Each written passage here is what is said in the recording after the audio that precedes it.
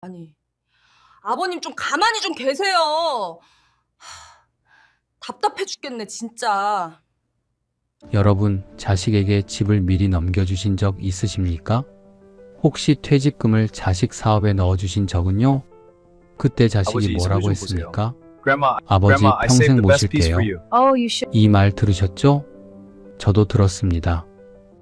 34년 공무원하고 퇴직금 2억 3천만 원 받았습니다. After what I've been through, 의정부 32평 아파트도 있었습니다. 시세로 5억 원 가까이 됐습니다. 합치면 7억이 넘는 자산이었습니다. 아들이 물류 사업 한다길래 전부 줬습니다. 아파트 증여하고 퇴직금까지 다 건넸습니다. 처음 석 달은 괜찮았습니다. 아들 내외가 웃으며 밥상을 차렸습니다. 그런데 사업이 기울기 시작하니까 집안 공기가 달라졌습니다. 며느리 눈치가 칼날 같았습니다. 밥 먹을 때 숟가락 소리만 나도 한숨을 쉬었습니다. 손주가 떠드는 소리에 방문을 열면 싸늘한 눈초리가 돌아왔습니다. 내 집이었습니다. 내가 34년 월급 모아서 산 집입니다. 그런데 아들한테 증여하고 나니 제가 눈칫밥을 먹게 됐습니다. 거실에 앉아 있으면 며느리가 청소기를 돌렸습니다. 비켜달라는 소리였습니다. 화장실을 오래 쓰면 문 앞에서 기침 소리가 났습니다. 빨리 나오라는 신호였습니다. 내 집에서 숨을 쉬는 것조차 눈치를 봐야 했습니다. 1년 뒤 아들이 뭐라고 했는지 아십니까? 아버지, 요양원 알아봐 드릴까요? 이 한마디였습니다. 그 순간 가슴이 철렁 내려앉았습니다. 내 전 재산을 줬는데 돌아온 게 이겁니까? 내가 평생 바친 게 고작 요양원 한마디입니까? 지금 저는 고시원 쪽방에서 삽니다. 3평짜리 방입니다. 창문은 없습니다. 누우면 벽에 발이 닿습니다. 천장에 달린 환풍기만 하루 종일 삐걱거립니다. 여름엔 찜통이고 겨울엔 냉동실입니다. 이불에서 올라오는 퀴퀴한 냄새에 잠을 설칩니다. 기초연금 34만 원이 전부입니다. 방세 25만 원 내면 9만 원 남습니다. 하루 3천 원 꼴입니다. 점심은 편의점 삼각김밥 하나, 저녁은 컵라면 하나. 하루 두 끼가 전부입니다. 배가 고파서 잠을 못 잘 때가 있습니다. 새벽에 물을 벌컥벌컥 마시면 위장이 쓰립니다. 7억 원이 3만 원이 됐습니다. 34년 공직 생활의 결말이 편의점 삼각김밥입니다. 아내는 요양병원에 누워 있습니다. 한 달에 한 번 기초연금 받는 날에만 면회를 갑니다. 버스비가 아까워서입니다. 병실 문을 열면 아내가 저를 알아보지 못합니다. 치매가 깊어졌습니다. 손을 잡으면 눈만 깜빡입니다. 그 눈을 보면 울음이 터집니다. 미안하다는 말밖에 나오지 않습니다. 내가 바보 같은 결정을 내리는 바람에 당신까지 이 꼴이 됐다고 목 놓아 울고 싶지만 울 힘도 없습니다. 여러분, 제 이야기가 특별한 불행이라고 생각하십니까? 아닙니다. 지금 이 순간에도 수천 명의 부모님들이 저와 똑같은 배신을 당하고 있습니다. 자식 믿고 재산 넘겼다가 쫓겨난 분들이 한둘이 아닙니다. 이 영상을 끝까지 보시고 여러분만은 이 함정을 피하십시오. 저처럼 처절하게 무너지지 마십시오. 그리고 부탁드립니다. 혹시 저와 비슷한 경험을 하신 분이 계시다면 댓글로 이야기를 나눠주십시오. 아직 버티고 계신 분이라면 응원의 말 한마디라도 남겨주십시오. 그 한 줄이 저 같은 사람에게 큰 위로가 됩니다. 지금부터 제 이야기를 시작하겠습니다. 34년의 무게. 1989년 3월 2일이었습니다. 그날을 저는 아직도 잊지 못합니다. 의정부 시청 민원실에 첫 발령을 받던 날이었습니다. 29살이었습니다. 새벽부터 어머니가 미역국을 끓여주셨습니다. 김이 모락모락 피어오르는 국그릇을 앞에 두고 어머니가 말씀하셨습니다. 우리 아들 이제 공무원이다. 평생 굶을 걱정은 없겠구나. 그 말이 가슴에 박혔습니다. 어머니는 평생 남의 집 식모살이를 하셨습니다.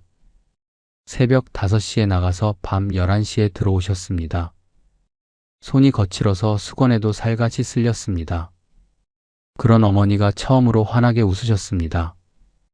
저는 그 미역국을 눈물과 함께 삼켰습니다. 평생 어머니를 고생시키지 않겠다고 다짐했습니다. 그리고 다짐대로 살았습니다. 시청까지 버스로 1시간이 걸렸습니다. 새벽 6시 반에 집을 나서야 8시까지 도착할 수 있었습니다. 비가 와도 나갔습니다. 눈이 와도 나갔습니다. 34년 동안 지각이 2번이었습니다. 한 번은 아버지 장례식 다음 날이었고 한 번은 아들이 태어난 날 아침이었습니다. 그 외에는 단 한 번도 늦은 적이 없습니다. 민원실에서 시작해서 세무과를 거쳐 건축과까지 올라갔습니다. 말단 공무원에서 8급, 7급, 6급까지 진급했습니다. 5급은 끝내 달지 못했습니다. 학연도 없고 백도 없는 시골 출신이 6급까지 간 것만 해도 대단하다고 동료들이 말했습니다. 저도 그렇게 생각했습니다. 월급날이 되면 제일 먼저 하는 일이 있었습니다. 통장 정리였습니다. 월급이 찍힌 통장을 보면서 이번 달도 무사히 지났구나 안도했습니다. 그 돈으로 어머니 용돈 드리고 아내에게 생활비 건네고 아들 학원비 내면 남는 게 별로 없었습니다. 그래도 불만이 없었습니다. 가족들 밥 굶기지 않고 살 수 있다는 것 자체가 감사한 일이었습니다. 점심시간이면 동료들은 근처 식당으로 갔습니다. 저는 도시락을 싸 갖고 다녔습니다. 아내가 새벽에 일어나서 밥을 지어 담아줬습니다. 반찬은 김치와 계란말이가 전부일 때가 많았습니다. 그래도 집에서 싸온 밥이 제일 맛있었습니다. 식당에서 5,000원짜리 백반 먹는 돈을 아껴서 아들 책을 한 권이라도 더 사줄 수 있었습니다. 휴가도 반납하기 일쑤였습니다. 휴가를 반납하면 수당이 나왔거든요. 그 돈이 모이고 모여서 전세 보증금이 됐습니다. 1998년에 의정부에 첫 전세를 얻었습니다. 단칸방이었습니다. 그래도 우리 집이 생겼다는 사실에 아내와 둘이 얼싸안고 울었습니다. 아들은 그때 7살이었습니다. 제 방이 생겼다고 좋아서 방방 뛰었습니다. 그때부터 목표가 생겼습니다. 내 집을 사자.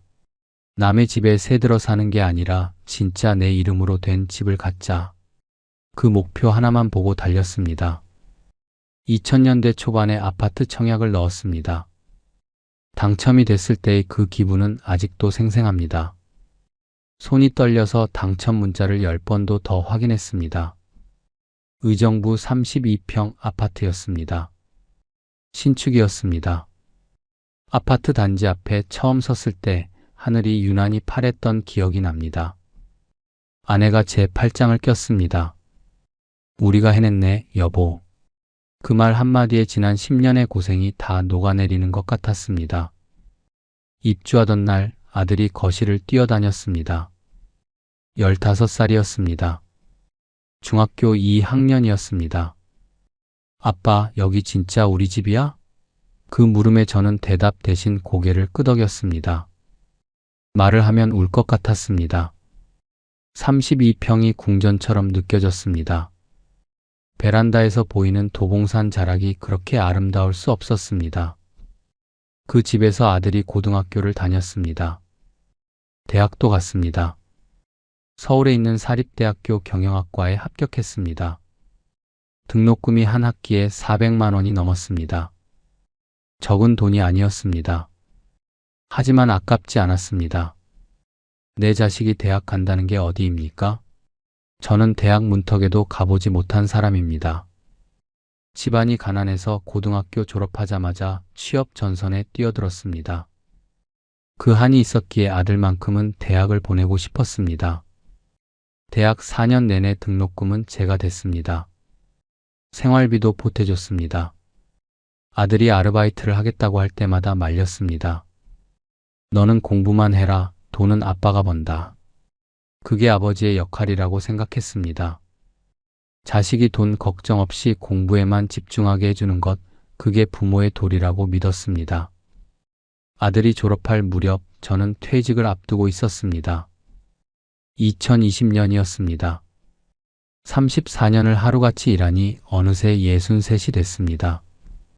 정년퇴직 서류에 도장을 찍던 날 손이 떨렸습니다. 이제 진짜 끝이구나. 매일 아침 출근하던 삶이 끝나는구나. 허전하면서도 뿌듯했습니다. 퇴직금 명세서를 받았습니다. 2억 3,240만 원. 정확히 그 금액이 찍혀 있었습니다. 평생 모은 돈이 통장에 한꺼번에 들어오니 실감이 나지 않았습니다. 아내와 함께 은행에 갔습니다. 통장 정리를 하고 잔액을 확인했습니다. 아내가 손을 꼭 잡았습니다. 고생했어요, 여보. 이제 우리 좀 편하게 살아요. 그 말이 진심으로 와닿았습니다. 이제는 편하게 살 수 있겠구나 싶었습니다. 아파트 시세가 5억 원 가까이 됐습니다. 퇴직금과 합치면 7억이 넘는 자산이었습니다. 공무원 연금도 한 달에 200만 원 가까이 나왔습니다. 부자는 아니어도 노후 걱정은 없겠다 싶었습니다. 아내와 계획을 세웠습니다. 한 달에 한 번은 근교로 여행을 가자. 1년에 한 번은 해외여행도 가자. 손주가 태어나면 용돈도 넉넉히 주자. 소박하지만 행복한 계획이었습니다. 그 계획이 실현될 거라고 의심하지 않았습니다. 그런데 그 계획이 무너지는 데는 딱 1년이 걸렸습니다. 아들 때문이었습니다. 아들이 찾아온 건 제가 퇴직한 지 석 달 뒤였습니다. 표정이 어두웠습니다. 뭔가 할 말이 있는 눈치였습니다. 저는 그때 눈치를 챘어야 했습니다. 아들의 그 눈빛이 무엇을 의미하는지 알았어야 했습니다. 하지만 저는 몰랐습니다. 아니, 알고 싶지 않았는지도 모릅니다. 아들의 제안. 그날 저녁이었습니다. 아들이 퇴근하고 집으로 왔습니다. 평소에는 카카오톡으로 연락하고 한 달에 한두 번 얼굴을 비추는 정도였습니다. 그런데 그날은 갑자기 찾아왔습니다. 손에는 서류 봉투를 들고 있었습니다. 아버지, 드릴 말씀이 있어서요. 아들의 목소리가 평소와 달랐습니다. 약간 떨리는 것 같기도 하고 조심스러운 것 같기도 했습니다. 저는 거실 소파에 앉았습니다. 아내가 보리차를 내왔습니다. 아들은 차를 한 모금 마시고 입을 열었습니다. 아버지, 저 회사 그만뒀습니다. 순간 귀를 의심했습니다. 아들은 대기업 물류 계열사에 다니고 있었습니다. 대졸 신입으로 들어가서 4년째 근무하고 있었습니다. 연봉이 4천만 원이 넘는다고 들었습니다. 안정적인 직장이었습니다. 그런데 그만뒀다고요? 왜 그만뒀어? 무슨 일 있었냐? 제가 물었습니다. 아들은 잠시 뜸을 들이더니 대답했습니다. 사업을 하려고요, 아버지. 사업이라는 말에 가슴이 철렁 내려앉았습니다. 저는 평생 공무원으로 살았습니다. 사업이라는 걸 해본 적이 없습니다. 주변에서 사업한다고 나섰다가 망한 사람들을 많이 봤습니다. 친척 중에도 있었고 동창 중에도 있었습니다. 사업은 아무나 하는 게 아니라는 걸 저는 알고 있었습니다. 무슨 사업인데? 물류 사업이요. 제가 회사에서 배운 게 있잖아요. 화물 운송 중개업이에요. 요즘 온라인 쇼핑이 엄청 늘었잖아요. 물류 수요가 폭발하고 있어요. 지금 시작하면 성공할 수 있어요. 아들의 눈이 반짝거렸습니다. 젊은이 특유의 패기가 느껴졌습니다. 저도 젊었을 때 그런 눈을 했었던 것 같습니다. 무언가를 향해 달려가고 싶은, 세상을 집어삼킬 것 같은 그런 열정 말입니다. 하지만 저는 걱정이 앞섰습니다. 사업이 그렇게 쉽지 않아. 회사 다니면서 차근차근 준비하는 게 낫지 않겠냐? 아버지, 지금이 기회예요. 경쟁자가 많아지기 전에 시작해야 해요. 회사 다니면서는 안 돼요. 올인해야 해요. 올인이라는 말이 불길하게 들렸습니다. 올인해서 성공하면 좋지만 실패하면 모든 걸 잃는 게 올인입니다. 저는 평생 그런 모험을 해본 적이 없습니다. 매달 월급을 받는 안정적인 삶을 살았습니다. 그게 제 방식이었습니다. 그래서 돈은 얼마나 필요한데? 제가 조심스럽게 물었습니다.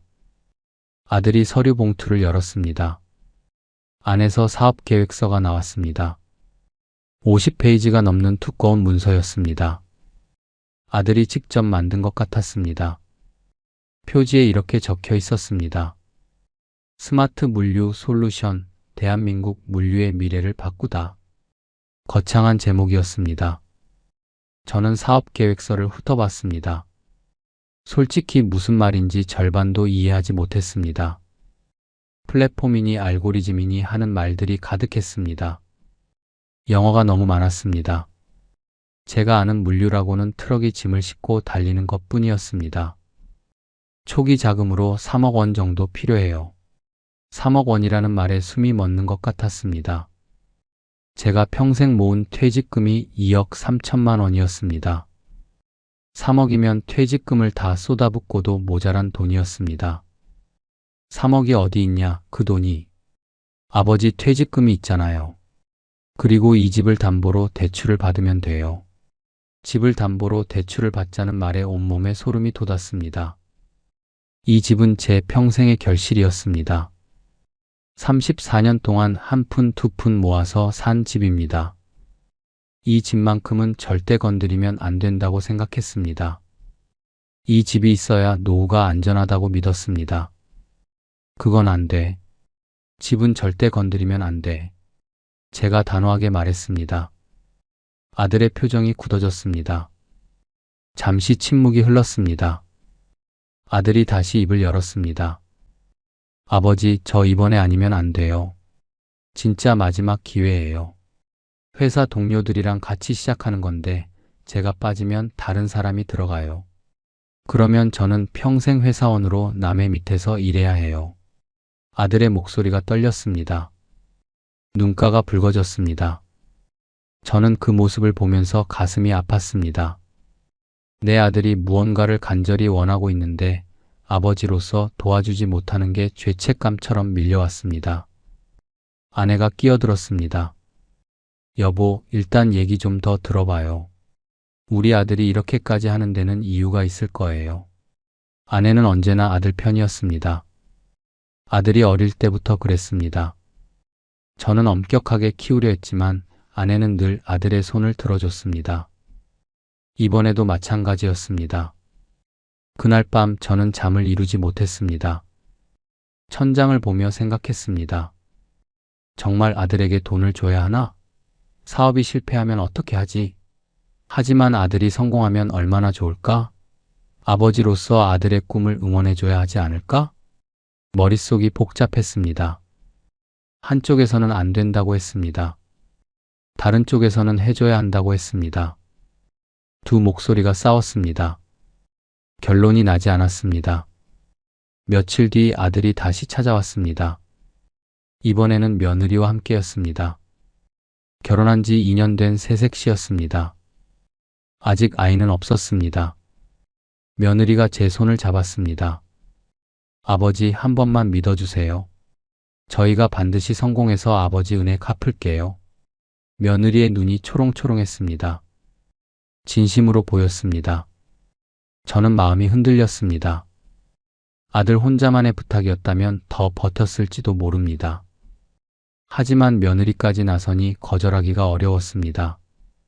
그리고 아들이 결정타를 날렸습니다. 아버지, 사업이 자리 잡으면 아버지 모시고 살게요. 평생 모실게요. 이 집에서 아버지 어머니 제가 모시면서 살고 싶어요. 그게 제 꿈이에요. 평생 모시겠다는 말이었습니다. 그 한마디가 제 마음을 녹였습니다. 아들 입에서 그런 말을 들을 줄 몰랐습니다. 요즘 세상에 부모를 모시고 살겠다는 자식이 어디 있습니까? 저는 감동했습니다. 눈시울이 붉어졌습니다. 그래, 알았다. 한번 해봐라. 제 입에서 그 말이 나왔습니다. 아들과 며느리가 환하게 웃었습니다. 아내도 웃었습니다.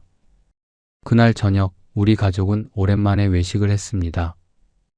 고깃집에서 삼겹살을 구워 먹었습니다. 아들이 고기를 구워서 제 앞에 놓았습니다. 아버지, 감사합니다.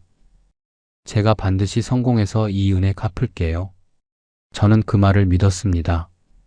내 아들이니까 믿었습니다. 내가 34년 동안 성실하게 살았으니 아들도 그럴 거라고 믿었습니다. 그게 제 착각이었다는 걸 그때는 몰랐습니다. 돌이킬 수 없는 결정. 일주일 뒤 저는 은행에 갔습니다. 아파트를 담보로 대출을 받기 위해서였습니다. 은행 창구 직원이 서류를 검토하더니 말했습니다. 아파트 시세가 5억 원 정도 되시네요. 담보대출 최대 3억 5천만 원까지 가능합니다. 저는 7천만 원만 빌리기로 했습니다. 퇴직금 2억 3천만 원에 대출금 7천만 원을 더하면 3억 원이 됐습니다. 아들이 요청한 금액이었습니다. 대출 서류에 도장을 찍으면서 손이 떨렸습니다. 평생 빚을 지고 살아본 적이 없습니다. 신용카드 할부도 안 썼습니다. 그런 제가 7천만 원이라는 거금을 빌리는 겁니다. 마음이 무거웠습니다. 하지만 이미 결정한 일이었습니다. 아들에게 약속했습니다. 아버지의 약속은 지켜야 했습니다. 저는 도장을 찍었습니다. 며칠 뒤 아들이 또 찾아왔습니다. 이번에는 다른 제안을 했습니다. 아버지, 아파트를 제 명의로 바꾸면 어떨까요? 갑작스러운 말이었습니다. 저는 당황했습니다. 그건 왜? 대출을 더 받으려면 제 명의로 되어 있어야 사업 자금으로 인정이 돼요. 그리고 아버지 명의로 해두면 나중에 상속세 문제도 있잖아요.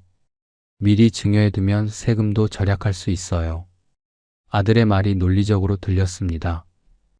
저는 세금이나 상속 문제에 대해 잘 몰랐습니다. 아들이 경영학과를 나왔으니 저보다 이런 쪽은 더 잘 알 거라고 생각했습니다. 그래도 집을 넘기는 건 좀 그렇지 않냐? 아버지, 어차피 제가 물려받을 집 아니에요? 지금 넘기나 나중에 넘기나 똑같아요. 그리고 저 아버지 어머니 모시고 산다고 했잖아요. 이 집에서 같이 살 건데 명의가 뭐가 중요해요? 같이 산다는 말이 마음에 와닿았습니다. 아들이 부모를 모시고 살겠다는데 집 명의가 뭐가 대수입니까? 어차피 내가 죽으면 아들한테 갈 집입니다. 지금 넘겨주면 아들이 사업하는 데 도움이 된다면 그게 더 낫지 않을까 생각했습니다. 아내의 의견을 물었습니다. 아내는 역시나 아들 편이었습니다. 여보, 아들 말도 일리가 있어요. 어차피 우리 죽으면 아들 거잖아요. 미리 정리해두면 편하지요. 아내까지 그렇게 말하니 저도 더 이상 반대하기 어려웠습니다. 법무사 사무실에 갔습니다. 증여 서류를 작성했습니다. 도장을 찍었습니다. 그 순간 32평 아파트는 더 이상 제 것이 아니게 됐습니다. 서류 처리가 끝나고 집에 돌아오는 길, 발걸음이 무거웠습니다. 뭔가 허전했습니다. 내 집이었는데 이제 내 집이 아니라는 사실이 실감이 나지 않았습니다. 그래도 아들과 함께 살면 되니까 명의가 뭐가 중요하겠냐고 스스로를 다독였습니다. 한 달 뒤 아들이 사무실을 얻었습니다. 서울 성동구에 있는 작은 사무실이었습니다. 20평 남짓한 공간에 책상 5개가 놓여 있었습니다. 아들의 동업자들이 있었습니다. 30대 초반의 젊은이들이었습니다. 다들 패기가 넘쳐 보였습니다. 저와 아내는 사무실 개업식에 갔습니다. 떡을 돌리고 고사를 지냈습니다. 저는 아들의 어깨를 두드리며 말했습니다. 열심히 해라. 아버지가 응원한다. 아들이 고개를 숙여 인사했습니다. 감사합니다, 아버지. 반드시 성공하겠습니다. 그 모습이 듬직해 보였습니다. 내 아들이 사업을 한다니 대견하다는 생각이 들었습니다. 저는 평생 남 밑에서 일만 했습니다. 아들은 자기 사업을 하겠다고 나섰습니다. 아들이 저보다 대단한 사람이 될 수 있겠다는 생각이 들었습니다. 퇴직금 3억 원을 아들 계좌로 이체했습니다. 통장에 찍힌 숫자가 쭉 줄어드는 걸 보면서 심장이 쿵쿵 뛰었습니다. 2억 3천만 원이 한 번에 빠져나갔습니다. 거기에 대출금 7천만 원까지 3억 원이 순식간에 사라졌습니다. 통장 잔고가 100만 원도 채 남지 않았습니다. 평생 이렇게 통장이 텅 빈 적은 처음이었습니다. 불안했습니다. 하지만 아들을 믿어야 했습니다. 내 아들이니까요. 그때 저는 몰랐습니다. 그 결정이 제 인생을 송두리째 바꿔놓을 줄 몰랐습니다. 3억 원과 함께 제 노후도, 제 존엄도, 제 모든 것이 사라져버릴 줄 몰랐습니다. 희망의 나날. 처음 석 달은 좋았습니다. 정말 좋았습니다. 아들의 사업이 순조롭게 시작됐습니다. 물류 중개 플랫폼을 만들었다고 했습니다. 화주와 운송기사를 연결해주는 서비스라고 했습니다. 저는 정확히 뭔지 몰랐지만 아들이 설명해 줄 때마다 고개를 끄덕였습니다. 사무실에 사람들이 늘어났습니다. 처음에 5명이었던 직원이 10명이 됐습니다. 아들이 전화기를 끼고 살았습니다. 얼굴에 생기가 돌았습니다. 피곤해 보이면서도 눈빛은 살아 있었습니다.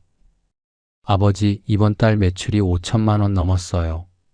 아들이 전화로 자랑스럽게 말했습니다. 저는 기뻤습니다. 내 돈이 헛되지 않았구나 싶었습니다.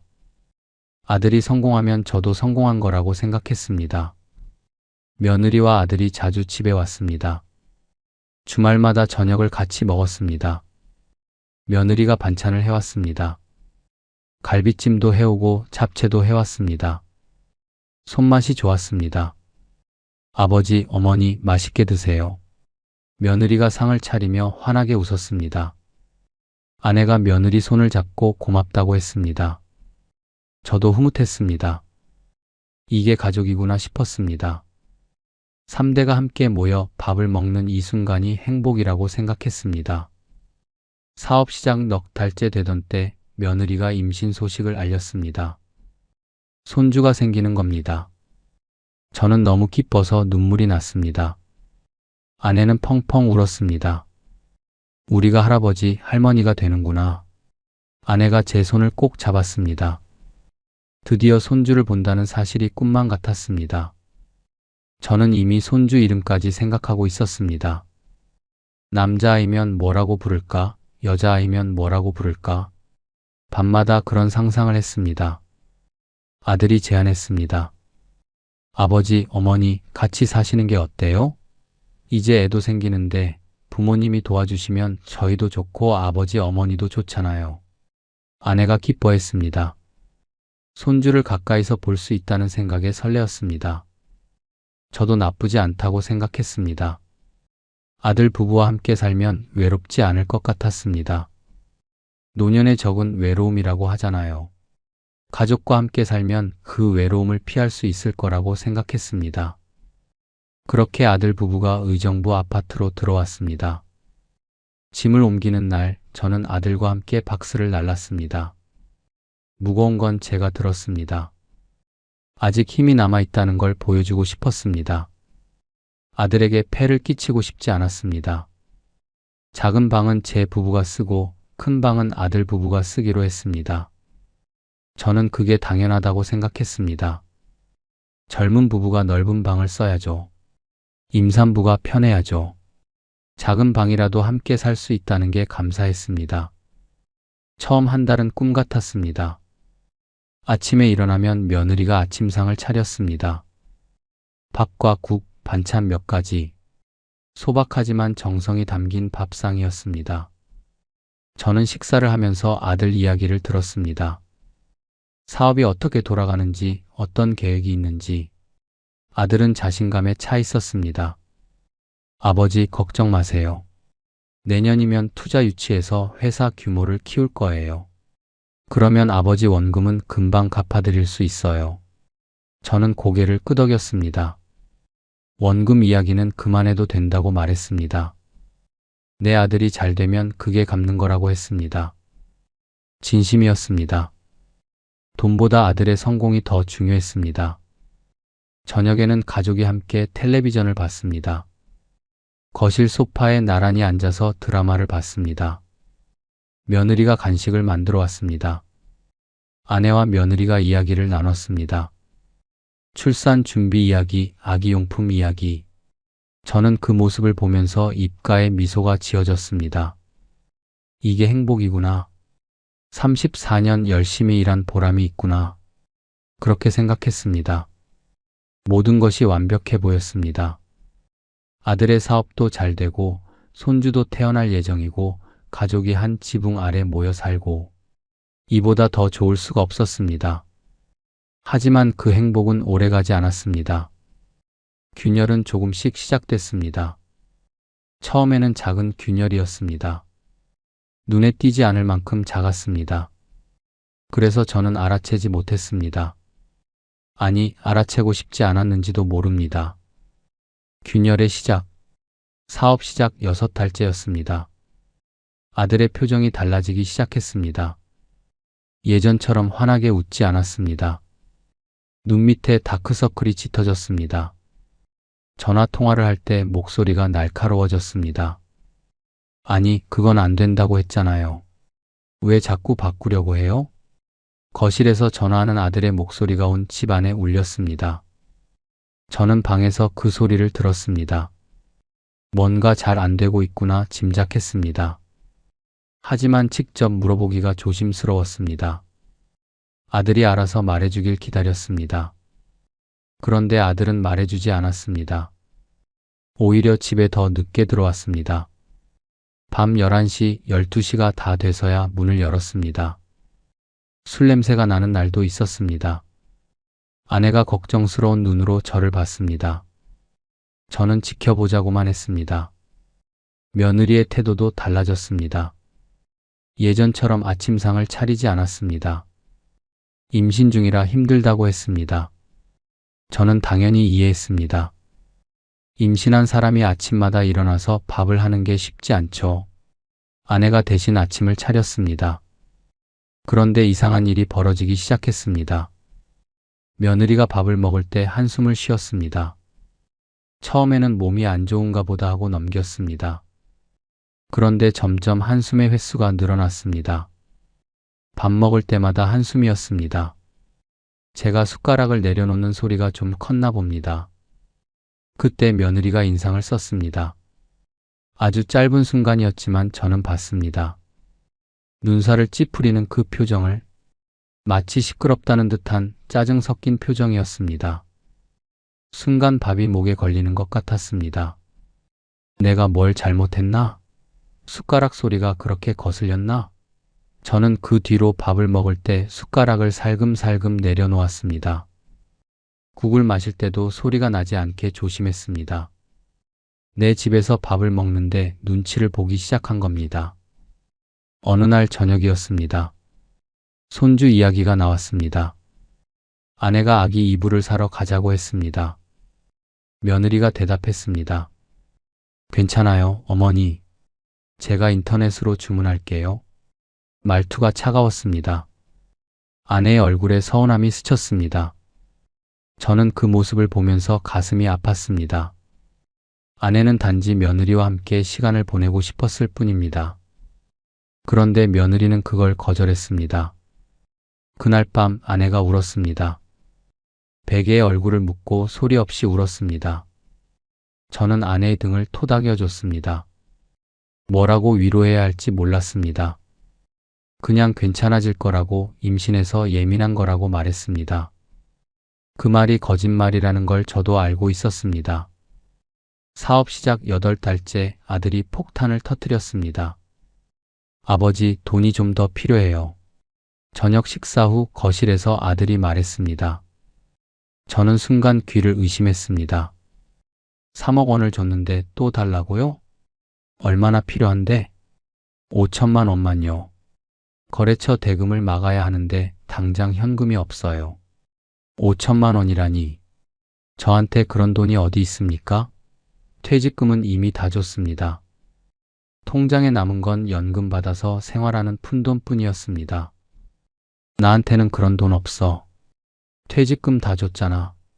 아버지, 대출 받으면 되잖아요. 아버지 명의 대출 아직 여유 있잖아요. 집을 담보로 더 대출을 받으라는 말이었습니다. 하지만 집은 이미 아들 명의로 넘어가 있었습니다. 집이 내 명의잖아. 내가 대출받아. 아버지, 제 명의로는 이미 한도까지 다 받았어요. 아버지 신용대출이라도 받아주세요. 제발요. 아들이 고개를 숙였습니다. 제발이라는 말에 가슴이 찢어지는 것 같았습니다. 내 아들이 저렇게 절박하게 부탁하는데 아버지가 외면할 수 있습니까? 저는 망설였습니다. 망설이다가 결국 은행에 갔습니다. 신용대출 5천만 원을 받았습니다. 이자가 연 5%가 넘었습니다. 한 달 이자만 20만 원이 넘었습니다. 연금에서 이자를 내야 했습니다. 생활비가 빠듯해졌습니다. 아들에게 5천만 원을 건넸습니다. 아들이 고맙다고 했습니다. 이번만 넘기면 괜찮아진다고 했습니다. 저는 그 말을 믿었습니다. 믿고 싶었습니다. 하지만 상황은 나아지지 않았습니다. 오히려 악화됐습니다. 아들의 얼굴에서 점점 생기가 사라졌습니다. 말수가 줄었습니다. 집에 들어와도 방에만 틀어박혀 있었습니다. 며느리와 다투는 소리가 밤마다 들렸습니다. 무슨 사업을 그 모양으로 해? 내가 뭘 믿고 시집 왔는데? 며느리의 날카로운 목소리가 벽을 뚫고 들어왔습니다. 아들은 아무 말도 못하는 것 같았습니다. 저는 방에서 그 소리를 들으며 잠을 이루지 못했습니다. 아내가 제 손을 꼭 잡았습니다. 손이 차가웠습니다. 10달째 며느리가 출산했습니다. 손녀였습니다. 3kg의 건강한 아이였습니다. 저는 병원에서 손녀를 안아봤습니다. 작고 따뜻한 생명이 제 품에 안겼습니다. 눈물이 났습니다. 기쁨의 눈물인지 슬픔의 눈물인지 알 수 없었습니다. 손녀를 보니 모든 게 괜찮아질 것 같았습니다. 새 생명이 태어났으니까 이제 좋은 일만 생길 거라고 믿었습니다. 하지만 그건 제 착각이었습니다. 손녀가 태어난 뒤 상황은 더 나빠졌습니다. 무너지는 가정. 손녀가 태어난 뒤 집안 분위기는 더 싸늘해졌습니다. 며느리가 예민해졌습니다. 산후조리를 핑계로 방에만 있었습니다. 아내가 손녀를 돌봐주려고 해도 거절했습니다. 괜찮아요, 어머니. 제가 할게요. 말은 정중했지만 눈빛은 차가웠습니다. 손녀 근처에도 오지 말라는 무언의 압박이었습니다. 아내는 그 눈빛에 주눅이 들었습니다. 거실에 앉아 있다가도 손녀 울음소리가 나면 발걸음을 옮기려다 멈칫거렸습니다. 가도 될지 안 될지 몰라서 그 자리에 서 있었습니다. 저도 마찬가지였습니다. 손녀를 안아보고 싶었습니다. 하지만 며느리가 있으면 다가가기가 어려웠습니다. 어쩌다 마주치면 어색하게 인사만 하고 지나갔습니다. 내 집인데, 내 손녀인데 왜 이렇게 눈치를 봐야 하는 건지 모르겠었습니다. 어느 날 저녁이었습니다. 저는 거실 소파에 앉아 있었습니다. 텔레비전을 보고 있었습니다. 볼륨은 작게 해놨습니다. 손녀가 잘 때 시끄러울까 봐서요. 그때 며느리가 거실로 나왔습니다. 손에 청소기를 들고 있었습니다. 저를 쳐다보더니 한마디 했습니다. 아버지, 제가 청소 좀 할게요. 비켜달라는 말이었습니다. 저는 얼른 일어났습니다. 방으로 들어갔습니다. 문을 닫고 침대에 앉았습니다. 마음이 싱숭생숭했습니다. 내 집에서 쫓겨나는 기분이었습니다. 그날 밤 아내에게 말했습니다. 우리 눈치 보이는 것 같아. 불편해. 아내도 같은 생각이었습니다. 하지만 뭐라고 할 수 없었습니다. 아들한테 말했다가 부부싸움 나면 어쩌나 걱정됐습니다. 며느리한테 직접 말하기는 더 어려웠습니다. 그래서 참았습니다. 참고 또 참았습니다. 사업 시작 1년이 됐습니다. 그날 아들이 집에 일찍 들어왔습니다. 표정이 어두웠습니다. 얼굴이 반쪽이 된 것 같았습니다. 거실에 저와 아내, 며느리가 모여 있었습니다. 아들이 입을 열었습니다. 사업 접게 됐어요. 짧은 한마디였습니다. 하지만 그 무게는 천근만근이었습니다. 사업 접는다는 게 무슨 뜻인지 저는 알고 있었습니다. 3억 5천만 원이 날아갔다는 뜻이었습니다. 제 퇴직금 2억 3천만 원, 담보대출 7천만 원, 신용대출 5천만 원. 다 합치면 3억 5천만 원이었습니다. 그 돈이 전부 사라졌습니다. 며느리가 울기 시작했습니다. 처음에는 훌쩍거리더니 곧 소리내어 울었습니다. 손녀가 놀라서 따라 울었습니다. 집안이 울음소리로 가득 찼습니다. 저는 아무 말도 할 수 없었습니다. 눈앞이 캄캄했습니다. 34년 공무원 생활의 결실이 1년 만에 제가 됐습니다. 아내가 제 손을 잡았습니다. 손이 떨리고 있었습니다. 저도 떨리고 있었습니다. 그날 밤 아들이 저한테 왔습니다. 방문을 열고 들어와서 무릎을 꿇었습니다. 아버지 죄송합니다. 정말 죄송합니다. 아들이 울었습니다. 30살 넘은 남자가 어린아이처럼 울었습니다. 저는 그 모습을 보면서 화가 나지 않았습니다. 오히려 안쓰러웠습니다. 내 아들이 저렇게 무너지다니. 아버지로서 지켜주지 못한 게 미안했습니다. 됐다. 일어나. 사업 안 되는 사람이 어디 너 하나냐. 다시 시작하면 돼. 제가 그렇게 말했습니다. 아들을 일으켜 세웠습니다. 어깨를 토닥여 줬습니다. 아버지로서 할 수 있는 일은 그것뿐이었습니다. 하지만 며느리는 달랐습니다. 며느리의 눈빛이 완전히 달라져 있었습니다. 예전의 상냥함은 온데간데 없었습니다. 싸늘하다 못해 적대적이었습니다. 그 뒤로 며느리의 태도가 노골적으로 변했습니다. 아침에 마주치면 인사도 건성이었습니다. 밥을 먹을 때 제가 있으면 빨리 먹고 일어났습니다. 같은 공간에 있는 걸 견디지 못하는 것 같았습니다. 어느 날 밤 부부싸움 소리가 들렸습니다. 당신 부모님 때문에 우리가 이 꼴이 된 거야? 다 당신 아버지 퇴직금 받아서 사업한다고 한 거잖아. 며느리의 날카로운 목소리가 벽을 뚫고 왔습니다. 아들은 뭐라고 변명하는 것 같았지만 잘 들리지 않았습니다. 저는 이불을 뒤집어 쓰고 귀를 막았습니다. 듣고 싶지 않았습니다. 그로부터 열흘 뒤였습니다. 아들이 저한테 조심스럽게 말했습니다. 아버지 드릴 말씀이 있어요. 무슨 말인지 예감이 왔습니다. 좋은 말은 아닐 거라는 걸 알았습니다. 저는 긴장하며 아들을 바라봤습니다. 아버지, 요양원 알아봐 드릴까요? 순간 귀를 의심했습니다. 요양원이라고요? 저는 아직 67입니다. 멀쩡히 걸어다니고 밥도 혼자 먹습니다. 치매도 아닙니다. 그런 쟤한테 요양원을 가라고요? 뭐라고?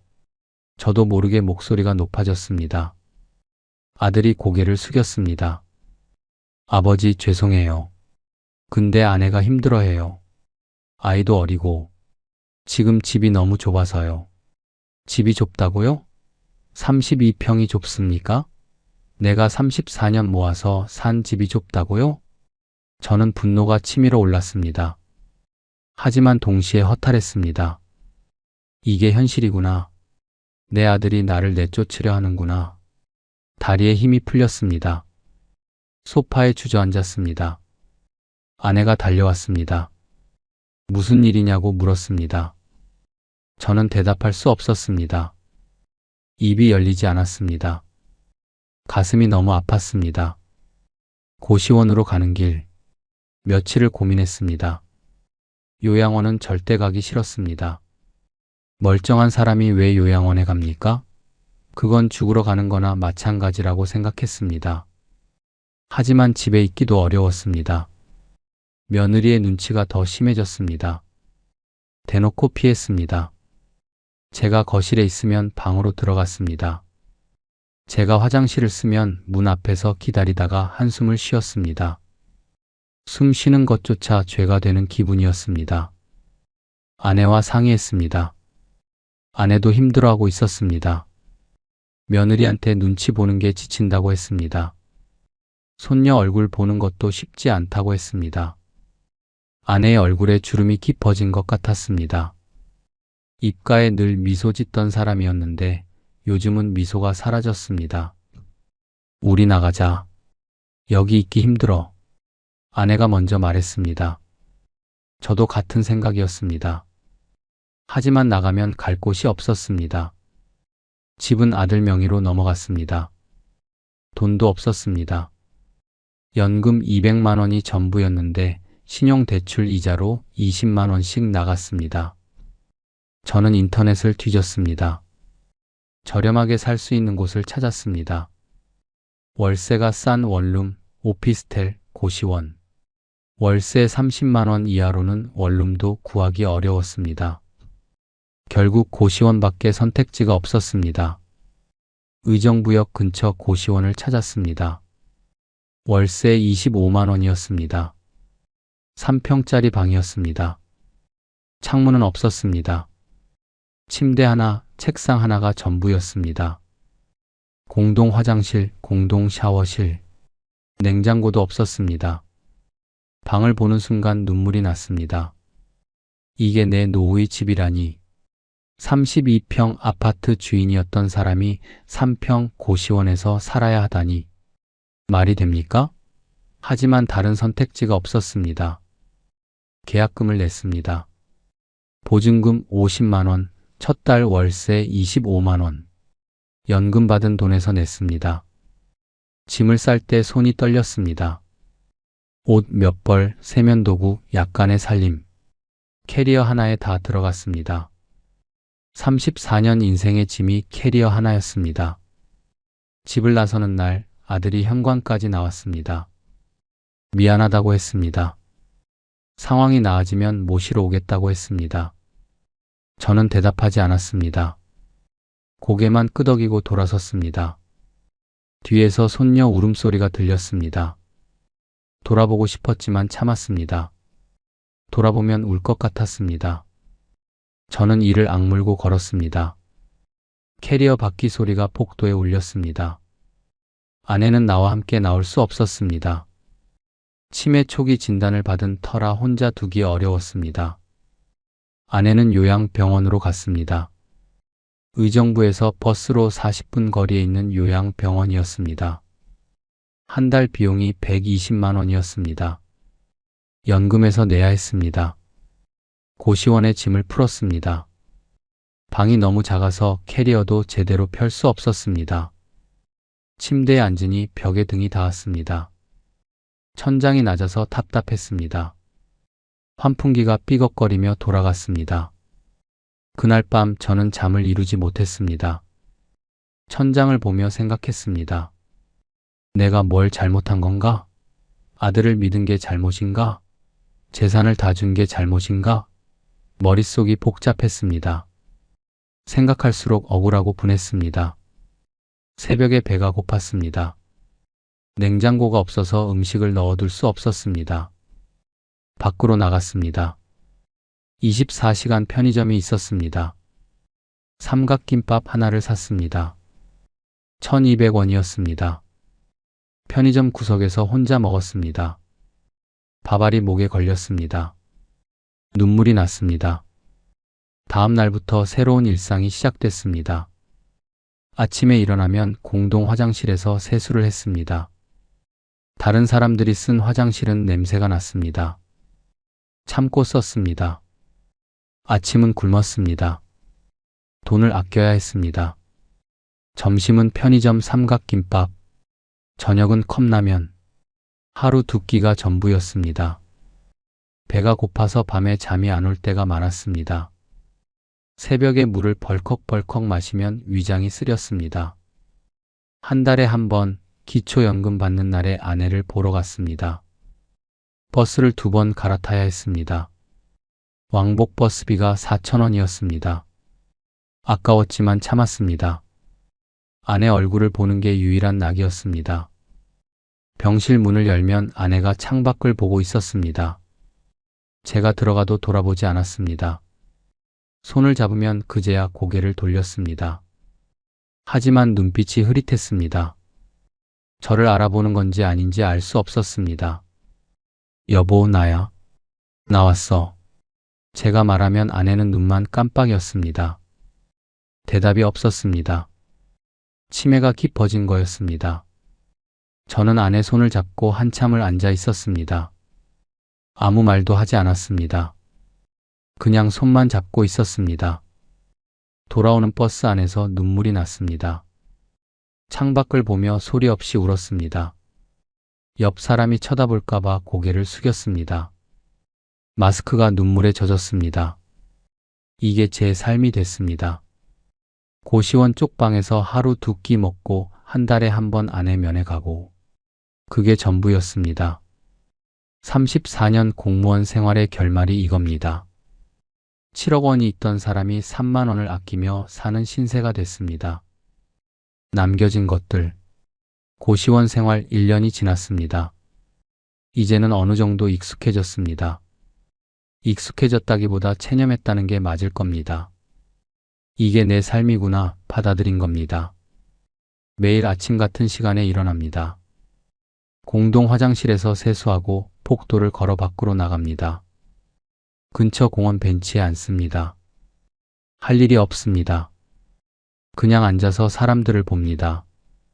출근하는 직장인들, 등교하는 학생들, 유모차 끄는 젊은 엄마들. 다들 어딘가로 향하고 있습니다. 저만 멈춰 있습니다. 가끔 예전 생각을 합니다.